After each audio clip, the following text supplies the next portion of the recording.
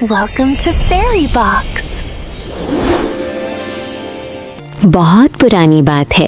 गुलिस्तानी नूर नाम की एक खूबसूरत सल्तनत थी। वहाँ के बादशाह आयान और मलिका आसिया बहुत नेकदिल थे। उनके पास सब कुछ था, दौलत, शोहरत और ताकत, लेकिन फिर भी वो उदास रहते थे क्योंकि बरसों गुजरने के बाद भी उनकी गोद सूनी थी। महल में कोई किलकारी गूंजने वाली नहीं थी। सल्तनत को वारिस देने की खातिर किंग आयान ने मजबूरी में दूसरी शादी कर ली। दूसरी रानी का नाम आसफा था। आसफा खूबसूरत तो थी मगर उसका दिल काला था।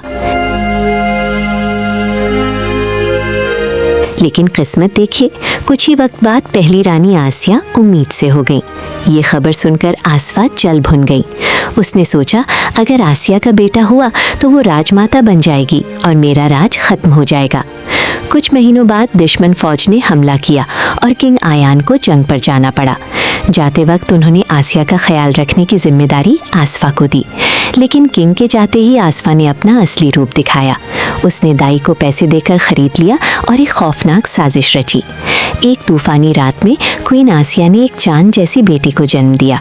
आसिया बेहोश थी। मौका पाते ही आसफा ने उस नन्ही बच्ची को चुरा लिया और आसिया के पहलू में एक मरी हुई सफ़ेद बिल्ली रख दी। उस मासूम शहजादी को ले जाकर जंगल में एक सूखे पेड़ के नीचे फेंक दिया गया। लेकिन जिसे अल्लाह रखे उसे कौन चखे। जंगल में लकड़ियाँ चुनने वाली एक गरीब औरत अरीबा ने बच्ची के रोने की आवाज़ सुनी। उसने बच्ची को उठाया और अपने सीने से लगा लिया। उसने उस लावारिस बच्ची का नाम ज़ारा रखा और उसे अपनी बेटी मान लिया। जब किंग जंग से वापस आए तो आसफा ने रोते हुए झूठ बोला कि आसिया ने इंसान को नहीं बल्कि एक बिल्ली को जन्म दिया है। किंग गुस्से और शर्मिंदगी में अंधे हो गए। उन्होंने बेगुनाह आसिया की एक ना सुनी और उन्हें अंधेरी कालकोठरी में कैद कर दिया।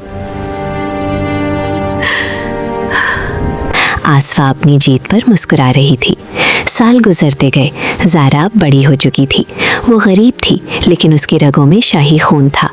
एक दिन जब अरीबा बहुत बीमार हुई तो उसने ज़ारा को वो शाही कपड़ा दिखाया जिसमें वो लिपटी हुई मिली थी। ज़ारा को समझ आ गया कि वो कोई आम लड़की नहीं बल्कि उसी बदनसीब रानी की बेटी है। सच जानने के बाद ज़ारा में हिम्मत आ गई। वो सीधा शाही महल पहुंची।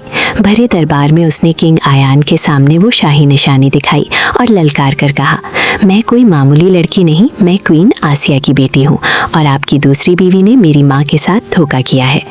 सच सामने आते ही किंग के पैरों तले जमीन निकल गई।